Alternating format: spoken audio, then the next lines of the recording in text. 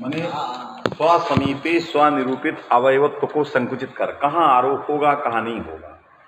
समीप में पठित उच्चरित होने के कारण किसी का अवयव बनेगा, उसी परिस्थिति में बनेगा जब इत्व घटित प्रयुक्त कार्य करना हो। इत्व घटित प्रयुक्त, ये लिखा है इत्व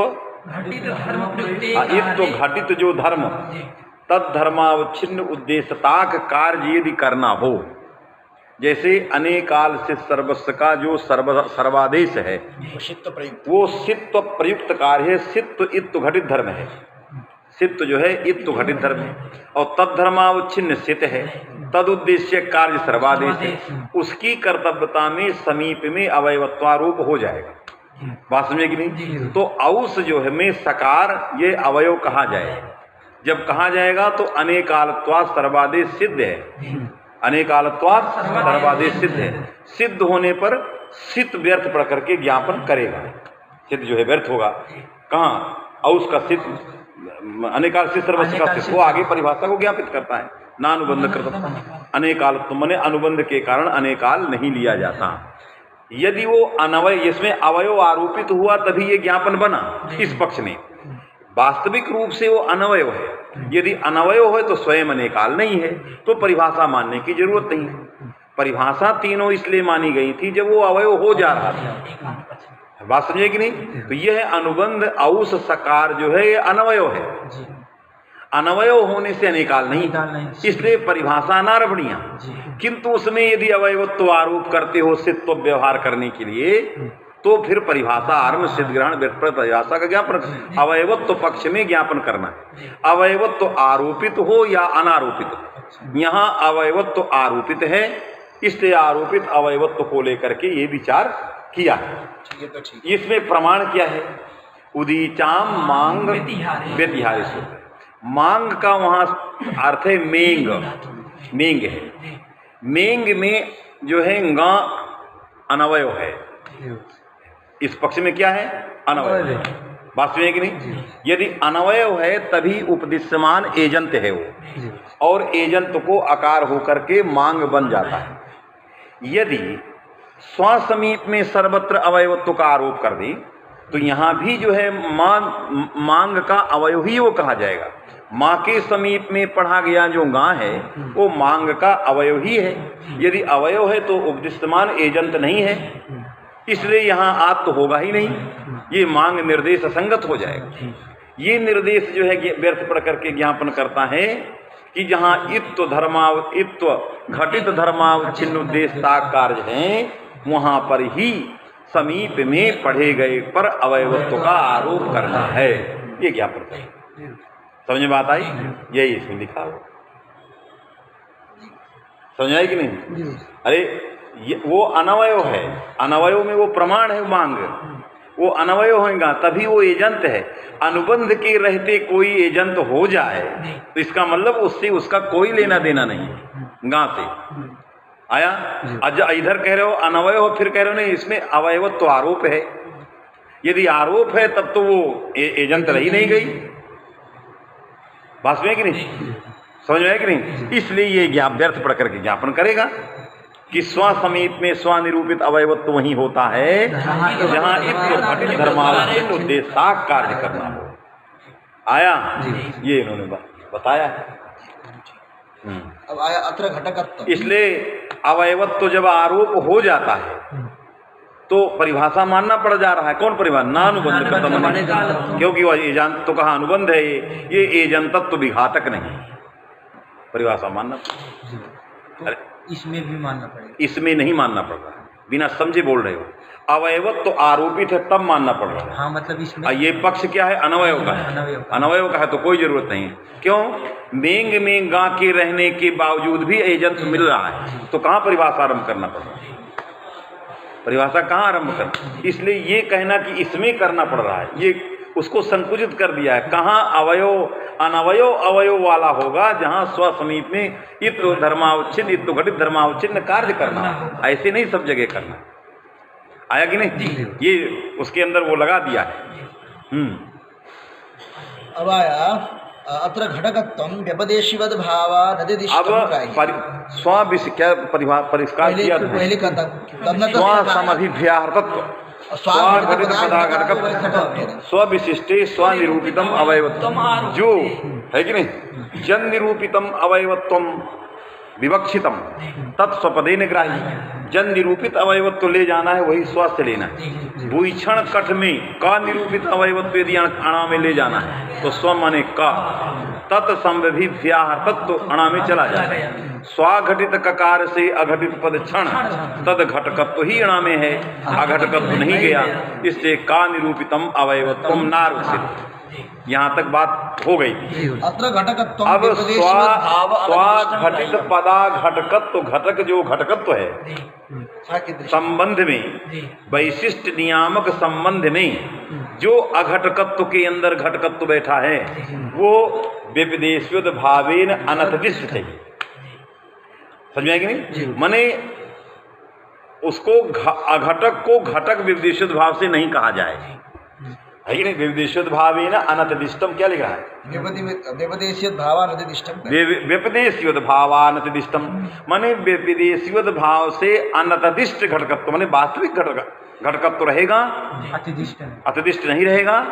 वहीं पर ये अघटकत्व घटक लिया जाए। जैसे क्षण में अणा वास्तविक घटक है लिया गया, वहां व्यपदेशव्युत भाव से घटक हुआ, ऐसी तो बात नहीं आया कि नहीं? तो इसलिए व्यपदेशव्युत भावेन अनतदिष्टम घटकत्वम घटकत्व अघटकत्व घटक घटकत्व पदेन बोध्यम तेन लोपस् इत्यत्र लोप इति पदा घटितम अनेकांतानुबंधा। इस पक्ष में समझे रहो, बहुत जगह आता है अनेकांतानुबंधा पक्ष में ही ददे ही ये प्रयोग ना बने, दे ही बने, इसलिए घुसो एतहु अभ्यास लोपस्थ में सकार का प्रश्लेष करना है। ये किस पक्ष में? एकांतानुबंध पक्ष में। घुसो एतहु अभ्यास लोपस्थ में वहां लोपग्रहण सामर्थ्यात हो जाता है संपूर्ण के स्थान। पूर्व सूत्रात लोप अनुवृत्ति लोपो से लोप आ जाएगा। लोप ग्रहणम किमर्थम तत्सामर्थ्यात समग्र से स्थाने लोपादेशा, समग्र अभ्यास का लोप, ये सिद्धांत पक्ष। किंतु अनवयवत्व पक्ष में जब बोधक का अनवय है अनुबंध, उस पक्ष में इन्होंने एक प्रश्लेष किया है। क्या? दुष्सकार को निर्देशा एक, और दोनों भिन्न भिन्न पद हैं। लोप ये अलग है, लोपस ये विभक्त्यंत एक पद है, सा लुप्त विभक्त्यंत एक पद है कि नहीं?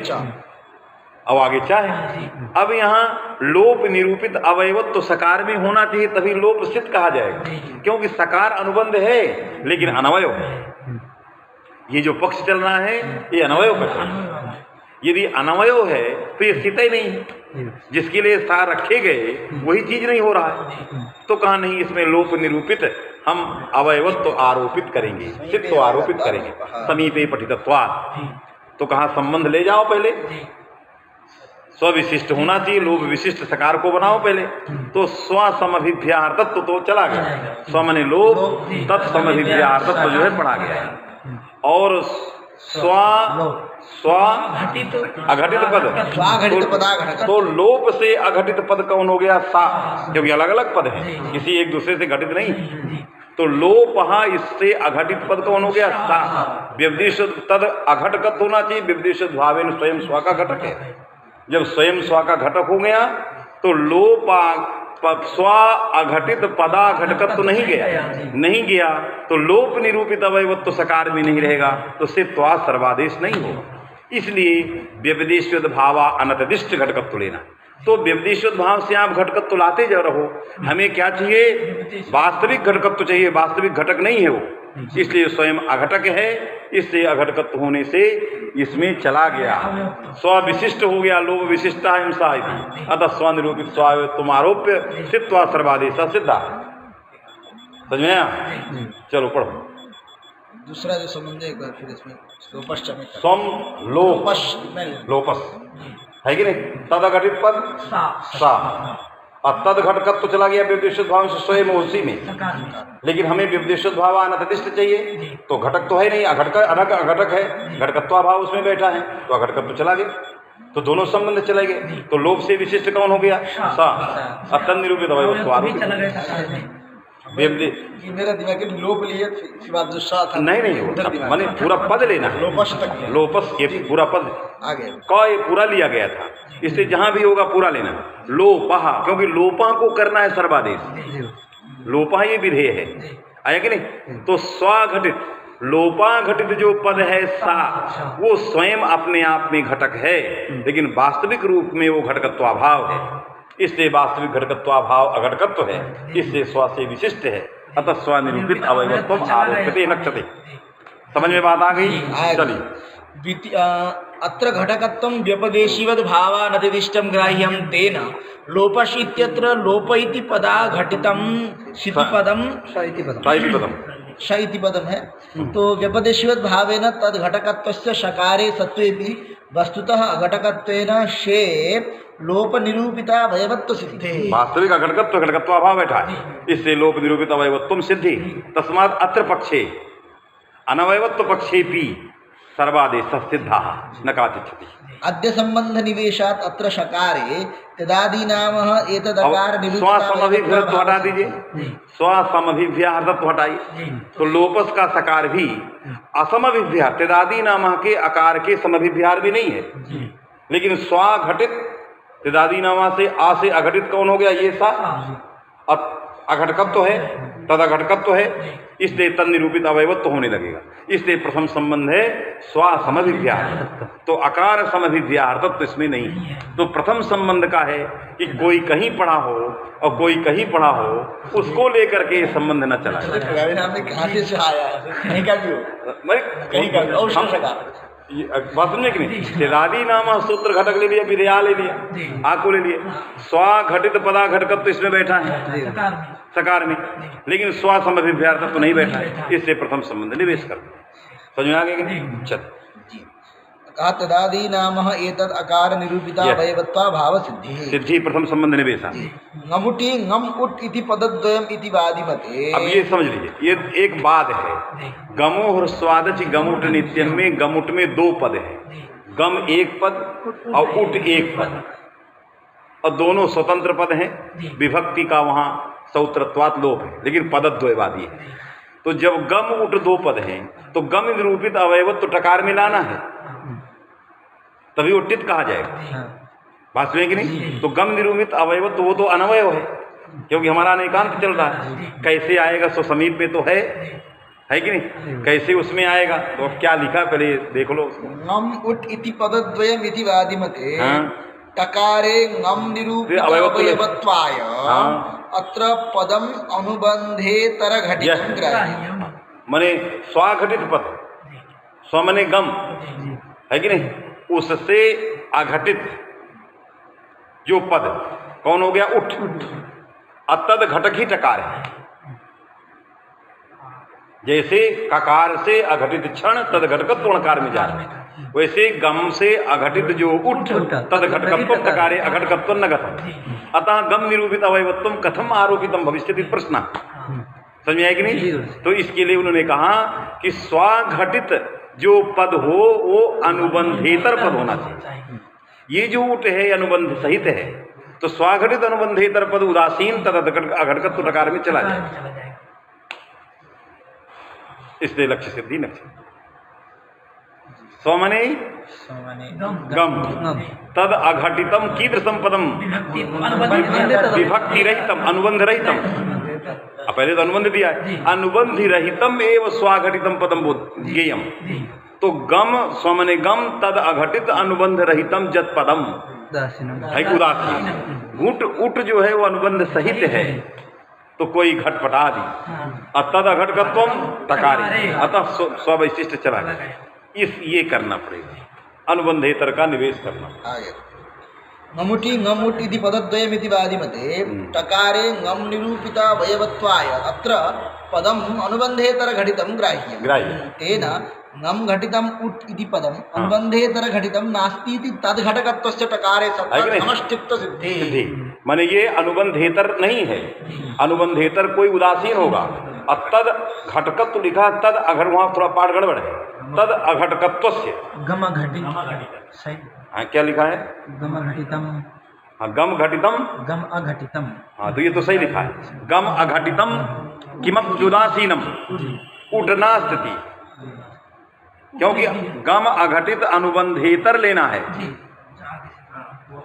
गम अघटितम कीदृशम पदम अनुबंधेतर माने अनुबंध रहितम अघटितम पदम गेयम उठ तू अनुबंध सहितमेव। अतः किमप्युदासीनम तद घटकत्वम नास्ति टकारे अघटकत्व। यहाँ शायद तद घटकत्व लिखा है, वो पाठ संशोधनी आया, तद अघटकत्व चला गया, उदासीन। समझ आए कि नहीं? हाँ, मैंने स्वाघटित अनुबंधेतर जो पद होंगे उदासीन होंगे, तद घटकत्व चला गया। घटाए उसका तद घटकत्व टकार आएगा। हाँ, अब उधर से कहाँ घट के तो घाटा, ये तो भिन्न है, ये इसका कहाँ घटक होगा? उस समुदाय का घटक घटका टकार है, इस समुदाय का दोनों टा भिन्न है। उस समुदाय में अवयवत्यन प्रविष्ट दूसरा है, ये दूसरा है जी, है कि नहीं? तो नमुट इति एकमेव पदमिति पक्षे तो अदोष एव इति बोध्य। हाँ, और जब एक पद रहेगा तो क्षति नहीं है।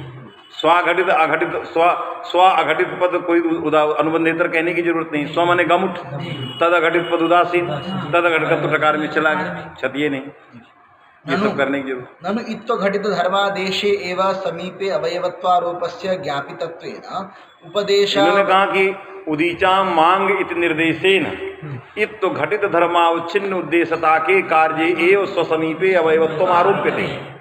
तो सन के नकार में दोष है, क्योंकि सन के नकार में हलंत्यम नहीं लगेगा, उपदिष्टमान अवयव चाहिए। वो अंत मने अवयव, अंत शब्द वहां अवयव परक है, तो उपदिष्टमान समुदाय का अंत्यावयव चाहिए। नकार तो अनुबंधा अनवयवा, ये तो उपदिष्टमान जो सन है उसका तो अनवयव है, जो चरम में रखा है नकार, ये इसमें अवयवत्व तो है ही नहीं, तो उपदिष्टमाना अवयवत्व तो ही नहीं है इसमें, अतः इत संज्ञा नहीं प्राप्त है। बात सुनिए कि नहीं? इत संज्ञा नहीं प्राप्त है।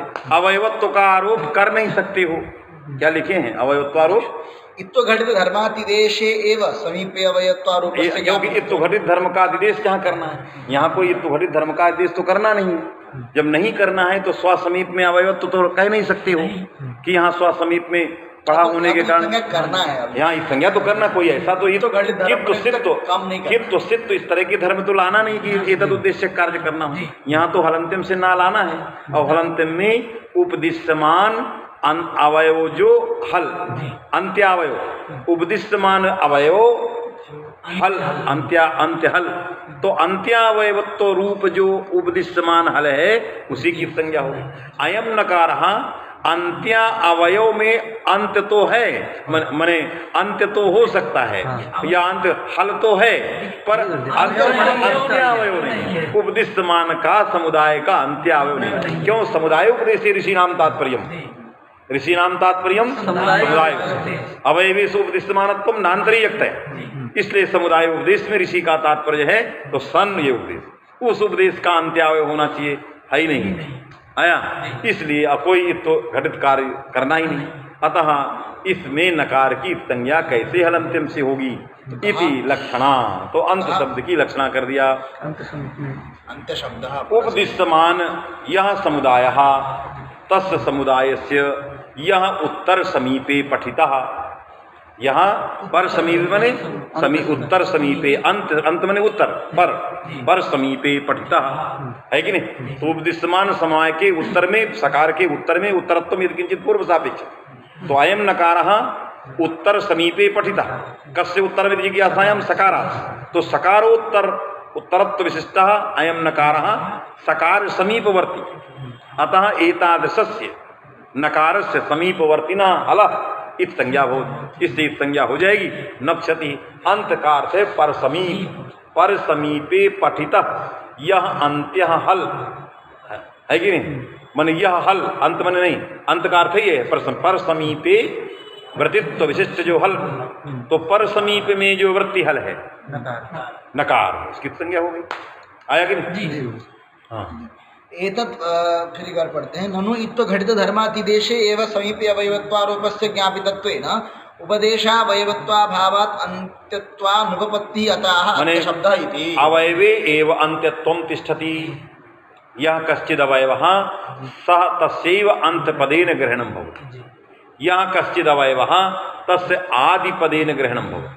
अयं नकारः नहि उपदेशावयवः, अतः अंतपदेन कथम एतस्य ग्रहणम अंत्यत्वम अनुपपन्नम, क्योंकि अंत्यत्व धर्म किसी अवयव में रहने वाला है, यह अनुपपन्न है, अतः अनुपपत्ति की कारण ही लक्षणा करनी पड़ी। तो लक्षणांत शब्द की पर समीप भी, तो पर समीप बने पर समीप वृत्ति, यह हल सह इत्संग का है कि नहीं।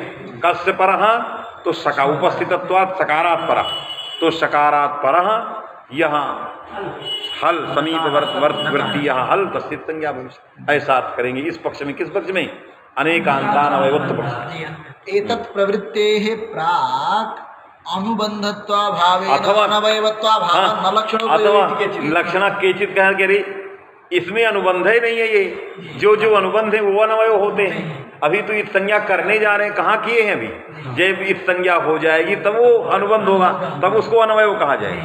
वर्तमान में तो अवयव है वो, तो उपदृश्यमान समुदाय का अंत्यावय हल हो गया, इत संज्ञा हो जाएगी, न लक्षणा होगी होगा, लक्षणा की कोई जरूरत नहीं। इत केचित प्राचीना, और यदि कह दो इस संज्ञा योग्यता तो पहले से बैठी, इसलिए केचित लगा दिया, अनुबंध आया कि नहीं। अब अत्र पक्षे प्रमाण, अत्र मने अनुबंधानाम अनवयवत्व पक्षे बहूनि प्रमाणानि सन्ति। फटाफट बाँचो, उसमें कुछ नहीं है। वक्ष्यमाण परिभाषा त्रय ज्ञापकानि उपदेशे धनुनासिक। पहला वक्ष्यमाण परिभाषा त्रय ज्ञापकानि, क्या लिखा अत्र पक्षे? वक्ष्यमाण परिभाषा त्रय ज्ञापकानि। वक्ष्यमाण परिभाषा नानुबंधम कृतम अनेकाल्पम नानुबंध कृतम अनेजंतत्वम असारूप्यम, ये जो तीन परिभाषाएं हैं, इनके जो ज्ञापन भाष्यकार ने दिया है, ज्ञापन किया है कि नहीं। ये ज्ञापन बिना अनवयवत्व के नहीं सिद्ध होगा। पहले क्यों? जब उस अनवयव था और उसमें सकार अनवयव था, बाद में स्वनिरूपित स्वसमीप में अवयवत्व आरोप हुआ तो अनेकाल बना। कौन? औस अनेकाल बना तो सर्वादेश सिद्ध था, तो सिद्ध ग्रहण व्यर्थ हुआ और व्यर्थ पढ़ करके ज्ञापन बस में कि नहीं। इसने कहा अत्र पक्षे प्रमाण वक्ष्यमाण परिभाषा त्रय ज्ञापकानि, तीन परिभाषाओं के जो ज्ञापन दिए गए हैं, समस्त ज्ञापन स्वसमीप में स्वनिरूपित अवयवत्व पक्ष में ही होंगे। वो तभी संगत होगा जब अनेकांत अनुबंध, और ये स्वसमीप तभी संगत होगा जब अनुबंध में अनेकांत तो रहेंगे, तभी तो ये पाएगा कि भाई यहाँ आरोपित यहाँ आरोपित। तो ये वक्ष्यमाण परिभाषा त्रय ज्ञापक इस पक्ष में प्रमाण है। उपदेशे धनुनासिक इति सूत्रे उपदेश ग्रहण, और अनुबंध बोधक के अनवयव हैं, इसमें प्रमाण है उपदेश जन्नासिक सूत्र का उपदेश ग्रहण। क्योंकि उपदेश का क्या फल है? तो पूर्व सूत्रे न किमपि फलम उत्तरार्थम, उत्तर सूत्रे भी न किमपि फलम तस्मात् स्पष्टार्थम। लेकिन अनेकांत पक्ष में फल है अभ्र अटिता। अभ्र अटिता में अनुनासिक है, यदि उपदेश नहीं रखते हो तो ये उद्देश्य है। उद्देश्य आ की इत संज्ञा हो जाएगी, उद्देश्य आ की क्या होगी? इत संज्ञा हो जाएगी। और ये अट के समीप में पढ़ा गया तो तन निरूपित अवयवत्व भी हो गया। तो ये जो अट थी ये आदित हो गई, तो आदित्य से इसका निषेध हो जाएगा। ये सारा फल उपदेश का अच्छा से अच्छा मिल जाएगा जब अनेकांता पक्षमान होगी।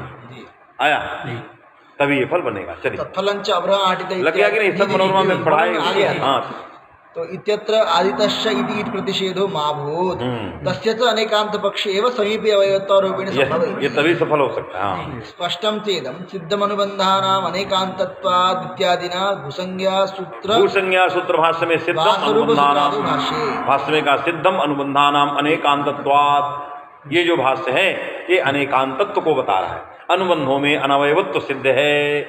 एतद् भाष्य प्रामाण्यात् अनुबंधाः अनेकांता इत्यागतम। लग गया? एतत् फलम तो घसोरिद्धा विद्यत्र शे न लोप निरूपित अवयवत्व, इसका फल हो गया कि सकार में सर्वादेशत्व सिद्धि, यही बन गया। सकार में लोप निरूपित अवयवत्व सिद्धि हो गई। सामीप्या अनवयव था, सामीप्यारोप कर लिया तो लोप सिद्ध हो गया, सिद्धवा देही हो गया, नहीं तो ददेही बन जाता। ये अनुबंधान एकांत पक्ष में सकार का ग्रहण भी बन गया। अत्र पक्षे गुप्ति इत्यादौ सनादि शब्दानां सो भवति इत्यर्थः। अब अत्र पक्षे माने अनवयवत्व पक्षे, जब बोधक का अनवय रहेगा तो गुप्तिज की दिशा सन में नकार का तो कोई मतलब ही नहीं, वो तो अनवय है। तो यही होगा कि सा भवति, यही करेंगे सा भवति। तो सा भवति से सामान्य सा और भी लिए जा सकते हैं, इसलिए उसमें विशेषण लगाया। अनुवादे सनि इत्यादि नकार इत्संज्ञकत्व विशिष्ट सो भवति, इत्संज्ञक नकार पूर्ववर्ती बोध्ये शब्दे इत्यादि अर्थः। वो उसका तो पहले गुप्तिज की दिशा सन का क्या अर्थ करोगे? नकार इत्संज्ञक सो भवति, क्योंकि उसका अनवय है। जब अवय रहेगा तो अर्थ होगा सन भवति, विधेयता सन में जाएगी। और ऐसे में अनुबंध रहित साकार का, लेकिन उसमें विशेषणतया प्रविष्ट रहेगा। तो सन्यता में क्या करोगे? क्योंकि सन पड़े रहते आकार कोई कार्य करता है, दुनिया में सन पड़े मिलेगा नहीं, क्योंकि वो उसका अवयव ही नहीं आया। तो अनुवाद्य स्थल में, उद्देश्य स्थल में जो सन पड़ा गया है उसका अर्थ करेंगे नकार इत्संज्ञकत्व विशिष्ट सकारे परे, तो मिल जाए नक्षत्र जी। तो कहा अत्र पूर्वत्वादि निवेशान न अणादो दोष। अब अणा और अण नाम के दो प्रत्यय हैं। आप कहोगे अणा इत्संज्ञकत्व विशिष्ट आकार, तो जो अण वाला आकार रहेगा वो भी अणा इत्संज्ञकत्व विशिष्ट है, जो अणा वाला आकार है वो भी अणा इत्संज्ञकत्व विशिष्ट है। तो दोनों में भी विचार हो कौन लिया जाए कौन नहीं। तो एक जगह पूर्वत्व परत्व का निवेश करें, जहाँ अण है वहाँ अणकाराव्यवहित पूर्वत्व, अणकार इत्संज्ञकाव्यवहित पूर्वत्व विशिष्ट आ कहेंगे। और जहाँ अणा है अणा वहाँ अणकार इत्संज्ञकोत्तरत्व विशिष्ट आ कहेंगे। तो पूर्वत्व उत्तरत्व का निवेश कर देंगे तो वे विचार नहीं रहेंगे। एवं उञ्च पद इत्यत्र इत्संज्ञक यकार पूर्ववर्ती बोध्ये उशब्दे इत्यर्थः, तेन पदे किं तंत्रयुतम इत्यत्र न दोषः। अत्र उकारस्य पदे क्या करता? प्रगति संज्ञा जी है, क्या करता? उञ्च पदे सूत्र क्या कर रहा है? वो लिख दिया है तो चलो प्रगति संज्ञा मान के चलो। अब हम तो इसको लगा देंगे, क्या करता है इससे कोई लेना देना नहीं। जी गुरुजी। उञ्च पदे ये क्या करता है? अवर्ण पूर्वयोः व्योः पदान्तयोः लोपो भवति उञ्च पदे पड़ता। अच्छा तो सौ एक विंशतर, चल छोड़िए हो गया। तो उई सप्तमी है, ये निपात है उई। तो निपात ऊ में इया अनुबंध है, वो अवयव नहीं है, अनवयव है। जब अनवयव है तो अब ऊ परे रहते होगा, समझे कि नहीं? तो यकार वकार का लोप होगा, ऊ परे रहते, लेकिन अर्थ करेंगे इया इत्संज्ञकत्व विशिष्ट उकारे परे। तो तंत्रे धन उत्तम, तंत्रे धन एक आयादेश हो गया है, तंत्रयुतम। तो यकार का लोप यहाँ हो जाना चाहिए, लेकिन इसलिए नहीं होगा कि यहाँ इया इत्संज्ञकत्व विशिष्ट उकार नहीं है। ये बे तंत्र संताने धातु का संप्रसारण होगी उत्पन्नायकता प्रत्यय में, समझे? इसलिए ये ऊ इयकार इत्संज्ञकत्व विशिष्ट ऊ नहीं है, समझे? इसलिए नहीं है, इसलिए यहाँ पर जो है वकार का यकार का लोप नहीं हुआ। तो तंत्र युतम बन गया। पदे किम, पदे क्यों देते हो? तंत्र युतम, हाँ, क्योंकि तंत्र उत्तम में उई निपात पद होना चाहिए, ये उत्तम का उकार पद नहीं था, इसलिए दोष बारित हो जाता था। लेकिन जब हम कहेंगे इया इत्संज्ञकत्व विशिष्ट उकारे पड़ता तो स्वतएव यकार श्लोको न भविष्यति, अतः पदे किम तंत्रितम इत्यादि न दोषा, दोष नहीं रहेगा, क्योंकि पदम को खंडन किया है, पदे को हटा दिया है। क्यों? लक्षण प्रतिपदोक्त परिभाषा प्रतिपदोक्ते उई गृहीष्यते चेत तदा पदे पदग्रहणम न कार्यम, है कि नहीं? ये तो ये वो तो है, लेकिन लक्षण निष्पन्न संसारण से आया है, ये तो सब वहाँ आया हुआ सिद्धांत कौम में। लेकिन हमारा तात्पर्य यहाँ से इतना ही है कि इया इत्संज्ञकत्व विशिष्ट जहाँ ऊ रहेगा, उई इत्याकारक पद रहेगा, वहीं पर ये लोप करता है। यहाँ इया इत्संज्ञकत्व विशिष्ट ऊ नहीं है, केवल ऊ है, केवल ऊ है। और इया इत्संज्ञकत्व विशिष्ट में वा है, वे है, वे में इया की संज्ञा हो तो वे ये बढ़ रहेगी, है कि नहीं? इसलिए यहाँ दोस्त नहीं, इतना ये कहना चाहिए। एवं उञ्च पदे इत्यत्र इत्संज्ञक यकार पूर्ववर्ती बोध्ये उशब्दे इत्यर्थः, तेन पदे किं तंत्रयुतम इत्यत्र न दोषः। अत्र उकारस्य इत्संज्ञक यकार पूर्ववर्ती शब्द बोध्यता लगा कि यद्यपि अत्र पक्षे। बस हो गया, अब तो 7:30 घर हो जाए, नहीं तो दिक्कत हो जाती है नहाने धोने।